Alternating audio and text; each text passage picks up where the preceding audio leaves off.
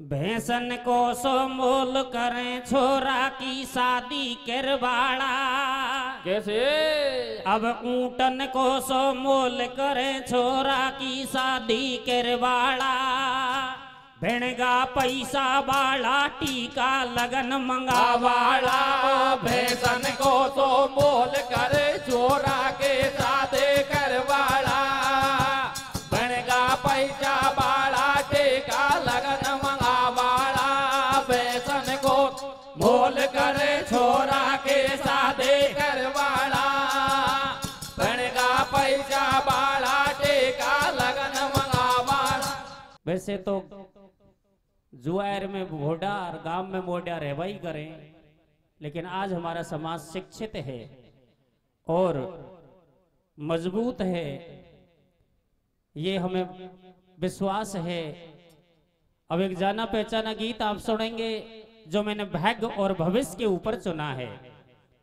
कहते हैं कि समय से पहले और भाग्य से ज्यादा किसी को कुछ नहीं मिलने वाला।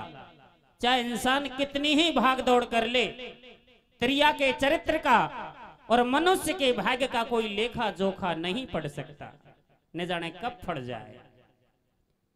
इसलिए आस निराश होना भी नहीं चाहिए। इसी तरह दो माजाई बहन रेणुका और वेणुका एक ही मां की गर्भ से पैदा होती हैं और दोनों का भाग्य जमीन और आसमान में बदल जाता है। ओ जी बड़ी बहन रेणुका, जिसकी शादी ऋषि जगदम्नी के साथ की गई, जो एक बाबा जी की लुगाई कहलाई, और छोटी बहन वेणुका की शादी सहस्त्र बाहु राजा अर्जुन के साथ की गई, जो एक राजा की रानी कहलाई। ये तो एक कहावत बनी हुई है, पटुआरी की लुगाई पटुआरने, मास्टर की लुगाई मास्टरनी, और डॉक्टर की लुगाई डॉक्टरनी, और डाकिया की लुगाई है डाकन कुन।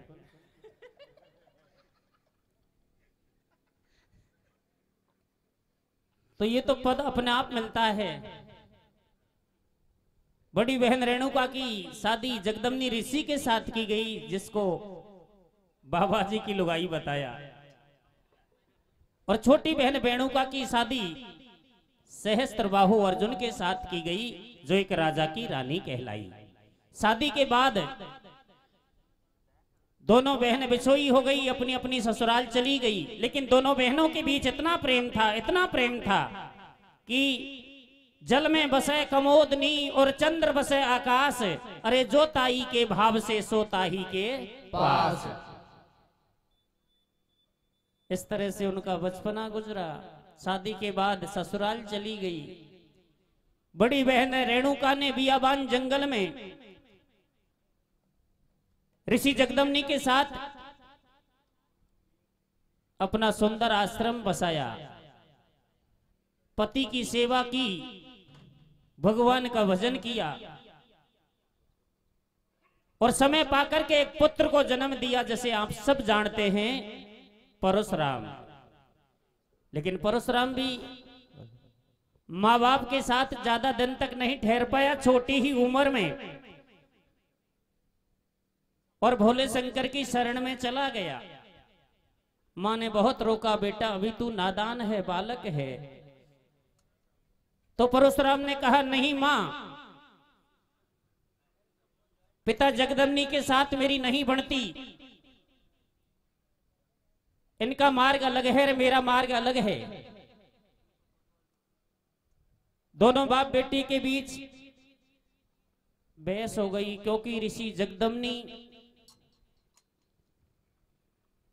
ज्ञान की तलवार से दुश्मन को झुकाता था,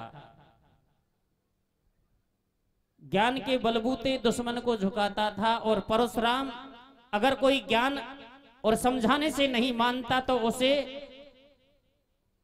डंडे के बल पर समझाता था। दोनों बाप बेटों का मार्गदर्शन अलग अलग था, तो नहीं बनी। जगदम्नी ऋषि ने एक दिन परशुराम को फटकारा, तो परशुराम भोले शंकर की शरण में चला गया। लेकिन माँ ने रोका, नहीं बेटा, तेरे बिना मैं नहीं रह पाऊंगी, तेरे में मेरे प्राण बसे हैं। परशुराम ने कहा मां मैं जानता हूं, लेकिन मैं अब नहीं डटूंगा, लेकिन तेरे लिए वचन देता हूं, अगर बेटे की याद सताए, कोई छोटा मोटा संकट भी पड़ जाए, तो इस बेटे को पुकारना, मैं हवा की बबूड़ी बनकर तेरी गोद में आकर बैठ जाऊंगा। इस तरह का आश्वासन देकर परशुराम चला गया। दिन निकलते रहे।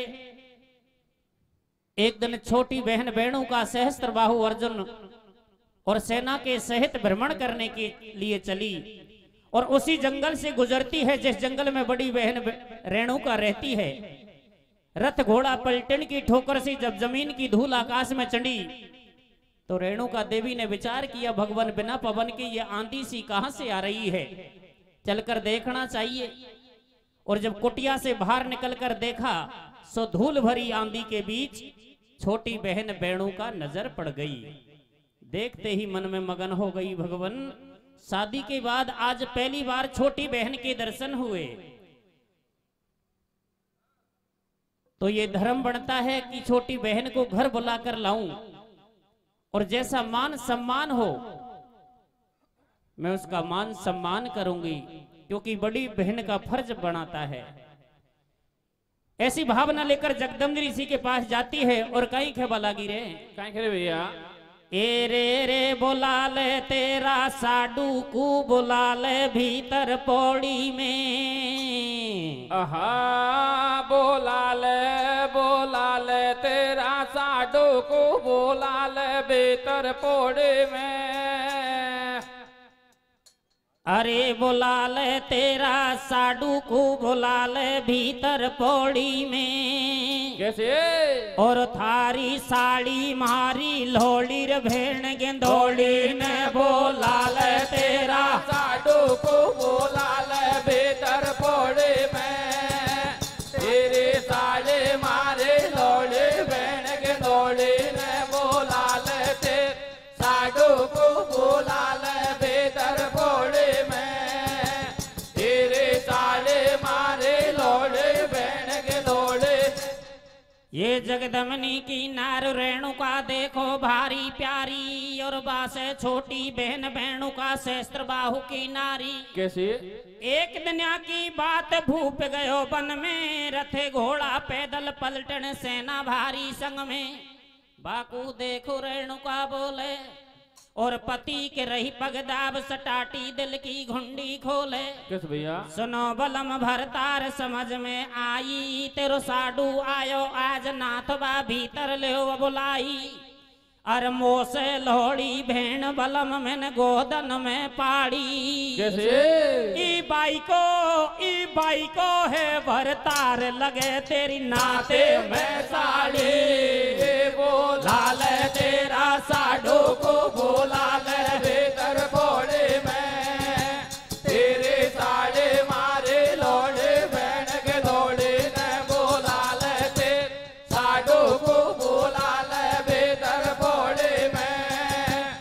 तेरे साड़े मारे लोड़े बहन के लोड़े। तो सुन नारी के बचन मुनि समझावे, सुन नारी के बचन मुनि समझावे। ई राजा महाराज हमारो कतई मेल को खावे। कैसे? या कैसे ना भारी संग में, और हम हैं दीन गरीब हमारे दानो नहीं है घर में। या कूक से बुलावे जाऊं, पानी पावे बर्तन नहीं है कामे रांड खुआऊं। ई तो है राजा की जात समझ नहीं आवे, चांदी सोने के बर्तन में देख दिन उठे भोजन पावे। अब नहीं पार पड़ेगी मोसे, और सेवा में कछु कमी रहेगी तो गाड़ी देगो तो से। नहीं महाराज बुलाना तो पड़ेगा, आखिरकार वे तुम्हारा साडू भाई है, और जीजा साड़ी का तो वो रिश्ता है जो सब रिश्तों में हटकर है। वो जी बार बार साडू कह करके बोली तो कहीं जवाब दियो रे। कहीं दे भैया? ई पटिरे को गांडो नहीं रिज में नहीं रस को छाटो। कैसे? और हट मत पकड़े नार बता का साडू को ना तो। बोला ले तेरा साडू को बोला ले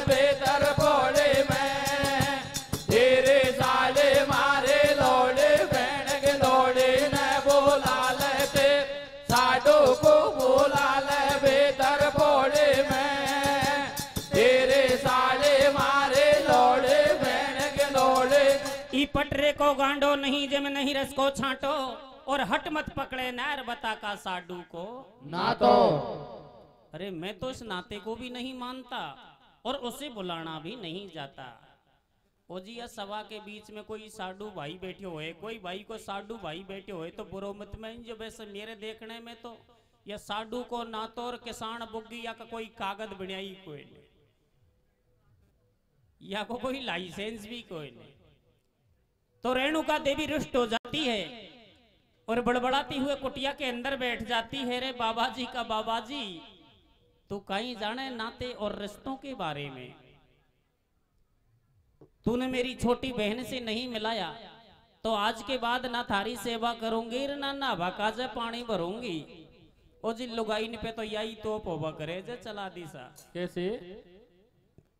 तो जगदम्नी ऋषि ने विचार किया, भगवान कहाँ का साडू भाई आया, मेरा तो घर ही बिगड़ने वाला है। त्रियाहट बालहट राजहट चैटाहट ये हट हटने वाला नहीं है। अब तो घरवाड़ी को खुश करने के वास्ते और साडू भाई को बुलाना ही पड़ेगा, लेकिन बुलाने से पहले उसकी व्यवस्था के लिए भी कुछ करना होगा। तो इंद्र भगवान को याद किया और कामधेन गैया के सहित कल्प वृक्ष को कुटिया पर मंगाया। फिर साडू के पास निमंत्रण लेकर गया। कैसे? कैसे भैया? मुनि ने ध्यान इंद्र को की और कामधेन और कल्प वृक्ष को मंगा कुटी पे लियो। कैसे? बाबा जब साडू ढिंग आयो, राम राम करके नो तो वन स्वागत को घेतायो। ओ तो पे कटक नहीं सपड़ेगो, तू का सेवा करेगो मुनि तो पे पानी को पड़ पेगो। तू मत मोए निमंत्रण देवे, कैसे? या चलते बाबा जी को साडू मत कंधा पे लेवे। जगदम्नी ऋषि ने परिचय के साथ अपना स्वागत निमंत्रण पेश किया और कहा, महाराज इस ही जंगल के बीच मेरी छोटी सी झोपड़ी है जिसमें मेरी घरवाड़ी और आपकी बड़ सास बड़े प्रेम से रहती है और उसी ने आपको बुलावा भेजा है। सहस्त्रबाहु अर्जुन ने कहा, साडू बाबा मैं जानता हूं, तेरी भावना को भी जानता हूं, लेकिन जरा गौर से देख मेरे साथ कितनी सेना है। अरे तू कहां बिठाएगा, क्या स्वागत करेगा, तेरे से पानी तक नहीं पड़ पेगा, मुझे जाने दे। ओ होटो मत बगदावे मोकू। कैसे? जैसो मेरे घर में राजा बिशोई खुआंगो तो कू। अरे होटो जा तू ऋषि बगद तेरे घर की ले ले बाट। कैसे? और टूटी तेरी पड़ी है झोंपड़ी रे, टूटी जे मैं खाट। बोला ले तेरा साडू को, बोला ले बेहतर बोले में, तेरे साले मारे लौड़े बहन के दौड़े न। बोला ले तेरे साडू को, बोला ले बेहतर बोले में, तेरे साले मारे लौड़े बहन के दौड़े। एक घमंडी राजा ने संत की भावना को नहीं पहचाना और उसका मान अपमान कर दिया और कहा, ओ साधु बाबा मैं जानता हूं तू मेरा रिश्ते में तो साडू है, लेकिन तेरा मेरा बराबरी का मेल नहीं है। मैं तो एक राजा महाराजा, तू एक फकीर बाबा जी। क्या हीरा मोतियों के जड़े सिंहासन पर बैठने वाला राजा तेरी टूटी झोंपड़ी में जाकर बैठेगा जिसके अंदर एक टूटी खटिया भी पड़ी होगी? नहीं महाराज, आपको मेरी कुटिया में डटने की ठहरने की आवश्यकता नहीं है। केवल और केवल मेरी घरवाड़ी आपकी घरवाड़ी से दो बात करना चाहती है और बस एक आपके लिए भेंट में पुष्प देना चाहती है। हमारे पास तो कुछ नहीं है। तो सहस्त्रबाहु अर्जुन ने फटकार लगाई और हाथ का पछाटा देकर हटने के लिए कहा। तो जगदम्नी ऋषि हाथ जोड़कर रास्ते में आड़ा लेट गया और कहने लगा, महाराज अगर जाना है तो मेरे ऊपर से तेरी सेना को निकाल करके ले जा। अरे जिंदा रहूंगा तो घरवाड़ी को समाचार बोल दूंगा और मर जाऊंगा तो भगवान को प्यारा हो जाऊंगा। सो सहस्त्रबाहु अर्जुन खड़े के खड़े ही रह गए और अब राजा अपनी घरवाड़ी रानी बेणुका की तरफ झांक कर इशारे में पूछने लगा, रे अब कहीं की हो जावे तो रानी किसा समझावे? कैसे समझा भैया? ओ राजा रानी माई झांके कैसे? और बड़ी रे भेण को प्रेम के लोड़ी राजा ने समझावे तो ने बिड़ सासू धीरे धीरे तो न थारी बिड़ सासू डांटे तो डटे जानिर बेरेना तो ने बिड़ सासू डांटे तो डटे जानिर बेरेना तो ने बिड़ सासू। महाराज आपकी बिड़ सास अगर इतने प्रेम से डांट रही है तो मेरा भी जी करता है दो घड़ी मिलकर चलना चाहिए। अब घरवाड़ी को आदेश कौन टाले रे? कैसे? तो जबरन नो तो दियो संग में लायो माँ काम धैनी और कल्प वृक्ष ने ऐसो खेल रचायो मूडा कुर्सी लग गए भाई और रतन जड़ाऊ सिंहासन राजा कूदियो रे लगाई कहां से लगा सभी कूदिए परसन काजे देवता ने थाड़ हाथ में लिए गैया माता ने कैसे? गैया माता ने मिठाई करी भारी रे राजी होवे तो मोनी की घर बाड़ी रे गैया माता ने गैया माता ने मिठाई करी बारी रे राजी होवे तो मोनी की घर बाड़ी रे रे लड्डू पेड़ा खीर जलेबी बर्फी बालो चाई लड्डू पेड़ा खीर जलेबी बर्फी बालो चाई और हलवा पूड़ी ओ हलवा पूड़ी और कचौड़ी सब्जी खूब बनाई रसगुल्ला में और रसगुल्ला में राम रस भाई रे मुन्नी बाबा के मिठाई खासो आई रे। सब लोग आई इनका मोहडा में पानी आ गए आज तो नहीं खीर पुआए ई तो है बाबा की माया। कैसे? अरे बिकट बनी में ठाट लगाया पार कोई नहीं पाया तो बिस्तर दिए अनेक अंगूठी हीरा पन्ना की। कैसे? वो बाबा साडू कूदई ओ डारे धोबोती पेड़ा पल्ला के वो लाला तेरी साडो को बोला ले बेकर पोले में तेरे साड़े मारे लोड़े बहन के दौड़ी ले बोला ले तेरा साडू को बोला ले बेकर पोड़ी में तेरे साड़े मारे लोड़े बहन के दौड़ी। एक बाबा जी की झोपड़ी पर वो मान सम्मान मिला। अरे जिसे पाकर के सहस्त्र बाहु अर्जुन अपने आप में शर्मिंदगी महसूस करने लगे और विचार करने लगे ओ भगवान जो व्यवस्था एक राजघराने से नहीं हो पाती वो टूटी झोपड़ी से हो रही है। हो ना हो साडू बाबा के पास कोई ना कोई तो माया है चमत्कारी है चलकर देखना भी चाहिए। सो खड़ा होकर और जगदम्नी ऋषि की कुटिया के अंदर घुस गया और देखा तो काम धेनु गैया बैठी हुई है। अरे जो मांगे सोई परोस रही है। विचार किया करामाती चीज है तो साडू बाबा नहीं ये गैया है और इस गैया को तो साडू बाबा से लेकर ही जाऊंगा।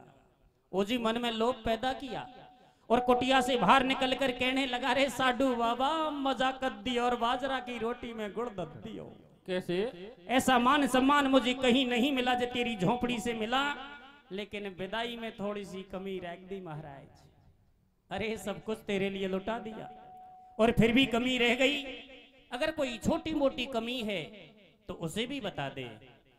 भाई छोटी सी ही कमी है तेरे पास 100-200 500 रुपए वाली ये गाय है इस गैया को मुझे दे दे चाहे बदले में जी चाहे जितना धन मांग ले।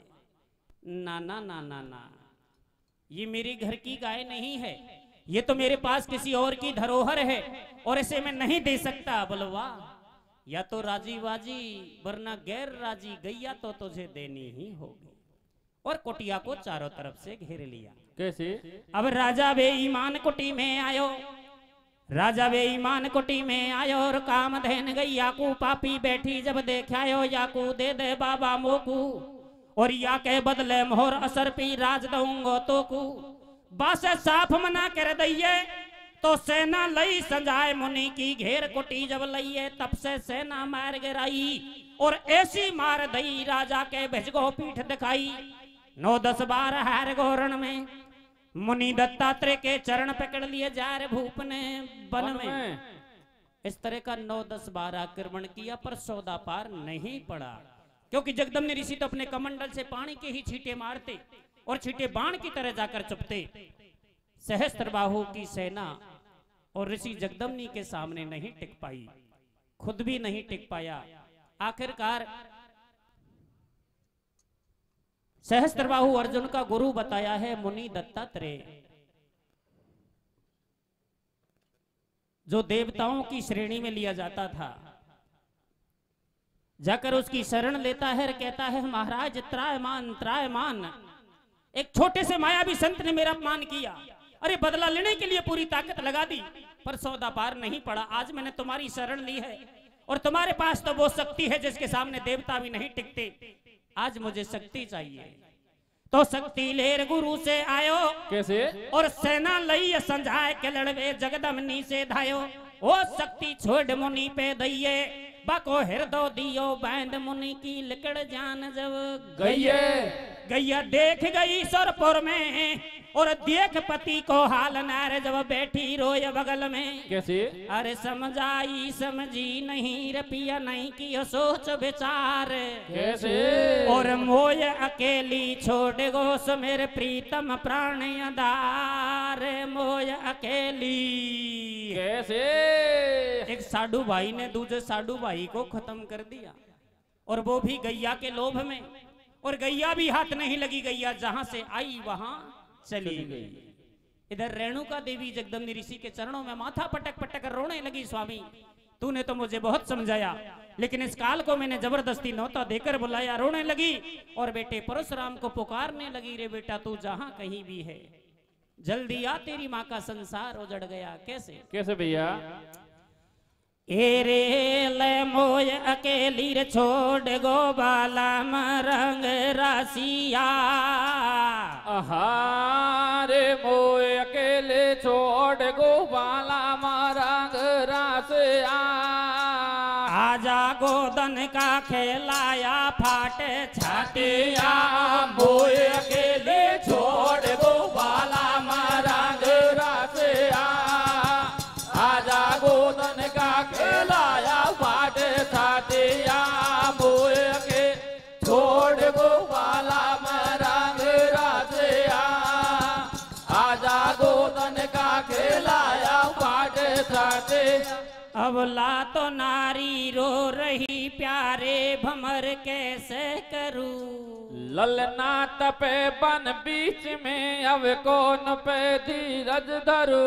बेरी ने बदलो हो लियो बेटा कुहेला दे रही। बेगो तो आजा लाल अबला मात तेरी रो रही। अरे सुन ले रे सुन वाला मैया वकील ले रे लकिए रोवे रे।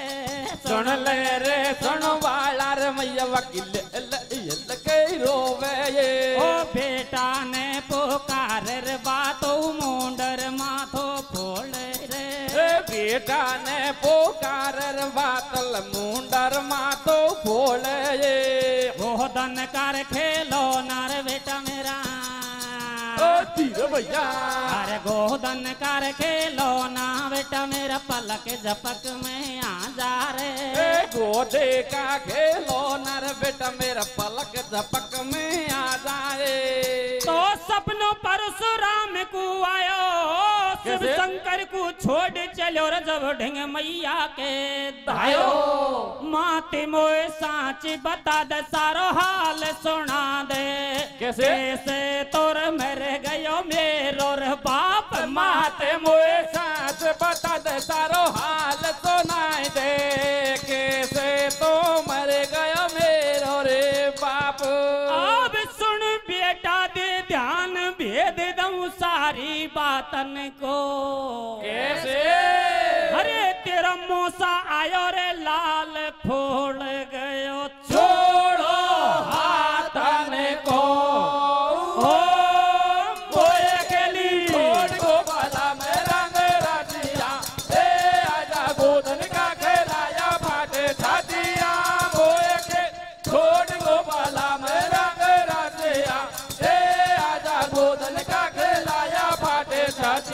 माँ ने पुकारा तो बेटा दौड़ा चला आया। देखा बाप तो मरा है और माँ का श्रृंगार बिखरा हुआ है। पूछने लगा माँ अचानक मेरे बाप को कौन सी बीमारी हो गई।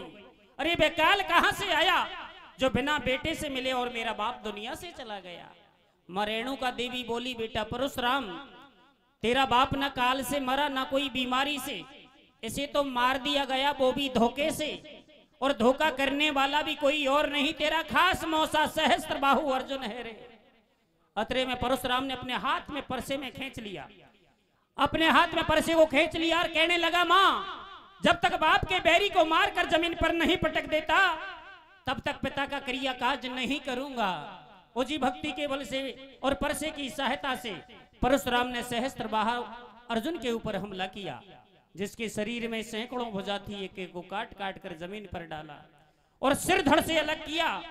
तो अपने आप में एक कठोर घमंड पैदा किया, अपने आप में एक घमंड पैदा किया और विचार किया, मेरे बाप के मरते समय मेरी मां ने छाती में 21 मुक्के मारे, तो मैं प्रण करता हूं इस धरती को एक बार नहीं 21 बार वीरों से खाली कर दूंगा, क्षत्रियहीन कर दूंगा। मां पृथ्वी कंपायमान हो गई रे परशुराम, ये तूने क्या कह दिया? तू पृथ्वी को वीरों से खाली करेगा, लेकिन मैं भी प्रण करती हूं तेरे किए हुए प्रण को कभी पूरा नहीं होने दूंगी। वो जी दोनों के बीच लगाम खिंच गई। कैसे भैया? तो क्रिया काज पिता के किए। कैसे? अब क्रिया काज पिता के किए, मैं वीरहीन धरणी को कर दूं प्रण गजब के लिए, तब से धनुष बना लिए भाई, ई पृथ्वी माता भजी बिचारी शेष नागढ़ आई। कैसे? अब तू सुन ले शेष हमारी, अरे मेरी शोभा सूरवीर है तासु शोभा थारी, अब तुम ऐसी करो पाई, बा परशुराम ने करिए प्रतिज्ञा पूरी होवे रे नहीं। ओ जी परशुराम ने प्रतिज्ञा पूरी करने के लिए 99 धनुष बनाकर तैयार कर लिए, एक धनुष बाकी रह रहा है। अगर उसका 100वां धनुष पूरा हो गया तो कोई रोकने वाला भी नहीं है।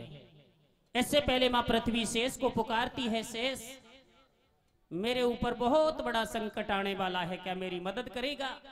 शेष ने कहा, मां मैं तेरे लिए हूं और तेरे लिए कुछ भी करने को तैयार हूं, बोल मेरे लिए क्या आदेश है? अरे बहस करने का समय नहीं है, और मदद करनी है तो जल्दी से छोटा सा बालक बनकर मेरी गोद में आ जा, मैं एक साधारण बढ़िया बनकर तुझे लेकर परशुराम के पास जाऊंगी, जैसा कहूं तुझे वैसा ही करना। कैसे? तो मैया बेटा दोनों जावे, अरे बिकट बनी के बीच मुनि जब ठहरे बिन को पावे, बोलो परशुराम ओ तारी, ई रात अंधेरी हो वाड़ी, तू कौन की है घर वाड़ी? अरे ओड पेड़े लोगड़ी गेला में बैठी छे, ओ ओड पीड़ी लोगड़ी गेला में बैठी छे, कासुर आई रे खाकू हो जाएगी, तू कौन की तो भेड़ बेटे छे, कौन के भेड़ बेटे थे? ओड ओड ओड बेड़ बेड़ लोगड़ी गेला में बैठे छे रे खासो, आई रे खाको जागे, कौन के भेड़ बेटे थे, कौन के भेड़ बेटे थे? लेकिन मां पृथ्वी ने अपना कोई जवाब नहीं दिया, कोई परिचय नहीं दिया और चेहरे को घूंघट में छिपाया। तो परशुराम ने फिर भाषा पलट कर पूछा, कैसे? कैसे पूछे भैया?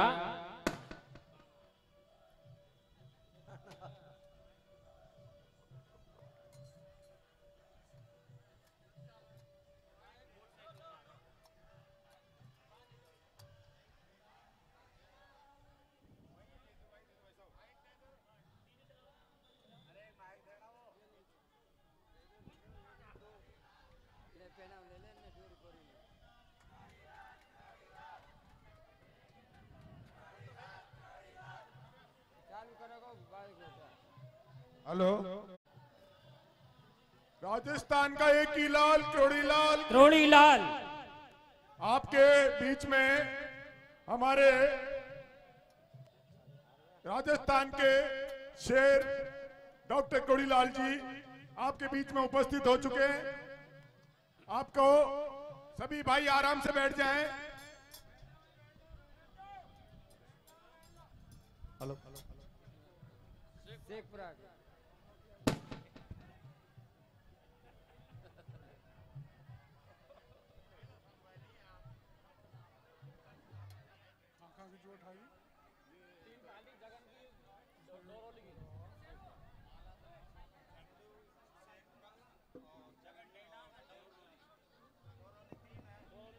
चलो बैठो बैठो बैठो, बैठ जाओ भाई बहन बेटियों बैठ जाओ। आते आते दंगल में गुलाबी रंग छायो रे। कैसे? आते आते दंगल पे गुलाबी रंग छायो रे। मोटरसाइकिल पे के रोड़ी बाबा आयो रे। आते आते दंगल में गुलाबी रंग छायो रे। ए मोटरसाइकिल पे के रोड़ी बाबा आयो रे। आते आते दंगल में गुलाबी रंग छायो रे। ए मोटरसाइकिल पे के रोड़ी बाबा आयो रे। बहुत बहुत धन्यवाद। मोटरसाइकिल पाया मेरी समझ में, गांव में तो कई बार आया हूँ, लेकिन आमा गाड़ी की सी पहाड़ी है ढेर में, इस पर पहली बार आया हूँ। आपके दर्शन हुए, उसके लिए पूरे भाइयों को, बहन बेटियों को, जवानों को बहुत बहुत धन्यवाद देना चाहता हूँ, आभार प्रदर्शन करना चाहता हूँ। आपको लग रहा होगा कि सीधे ही इन्होंने स्वागत किया, और सीधे ही खड़े हो गए। वो इसलिए कि हमारे महुआ में, पूरे महुआ विधानसभा क्षेत्र के कार्यकर्ताओं का एक सम्मेलन है, जिसमें दिल्ली के प्रतिपक्ष के नेता माननीय रामवीर सिंह जी बिधूड़ी पधार रहे हैं। वो मेरा इंतजार कर रहे हैं, आप ही भी मेरा इंतजार कर रहे थे। देरी से आया या समय पे आ गया? समय पे आ गया, लेकिन तुमने यहाँ तक लाते लाते देर कर दी। मैं धन्यवाद देना चाहता हूँ पूरी बस्ती का, इस इलाके का, कि बड़े मन से, बड़े हृदय से, बड़ा प्यार देकर आपने स्वागत किया। आने का कल था, लेकिन मैं कल कहीं फंस गया था, और आप जानते हो मैं फंसता ही रहता हूं। कोई दीनहीन गरीब मिल जाए तो उसको न्याय दिलाने के लिए रास्ते में उलझ जाता हूं। आपका इसी प्रकार का प्यार बना रहे, और सदा आपका बना रहा है,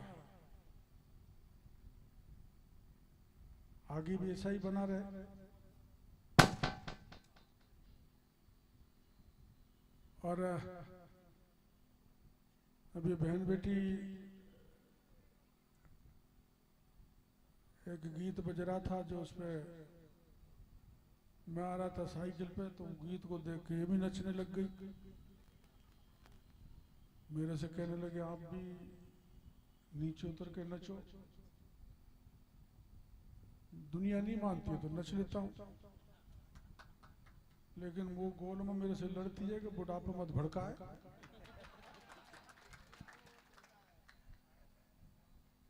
पर जब प्यार असीम जनता का मिले तो बुढ़ापा भी ध्यान नहीं रहता। आपको पता है, जब अपने आन बान शान की लड़ाई आमागढ़ में थी, वहां सरकार ने बहुत पुलिस लगा दी, ड्रोन लगा दिया, अश्रु गैस लगा दिया, बंदूक लगा दी। तो हमने घोषणा की कि हमको हमारा ये किला है, या जो मूर्ति तोड़ दी और जो झंडा हटा दिया उसको लगाना है। गहलोत साहब ने कहा परिंदा भी पैर नहीं रख सकता, लेकिन आपकी कृपा से, भगवान की कृपा से हम रात के 3 बजे बरसात में सांप घोर रहे भगेरों को पार करते हुए 7.5 किलोमीटर जंगलों में पैदल चले और आमागढ़ पे झंडा फहरा दिया। वो आपकी कृपा के कारण हुआ है। बाद में पुलिस ने गिरफ्तार भी कर लिया था। जब आप लोग लठ लेकर सड़क पर उतर गए तो 2 घंटे में छोड़ भी दिया। अब आप जानते हो कि कल परसों एक बहुत बड़ा काम इस देश में हुआ है, जिसमें इस धरती पर हुआ है, इस ब्रह्मांड में हुआ है, जिसमें हमारा देश का चंद्रयान चंदा के चांद के उस जगह पहुंच गया जहां दुनिया का किसी देश का चंद्रयान वहां पर नहीं पहुंचा।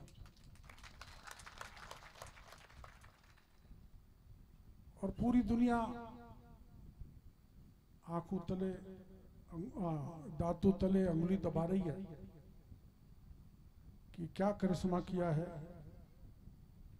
ये करिश्मे होते रहेंगे।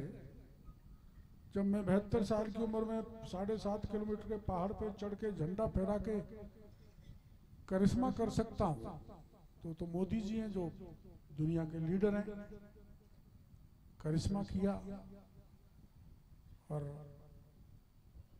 आपके भी जितनी हम पे बनेगी उतनी सेवा हम आपकी करते रहेंगे। कोई गलती हो जाए तो बता दिया करो, भाई आपसे गलती हो गई,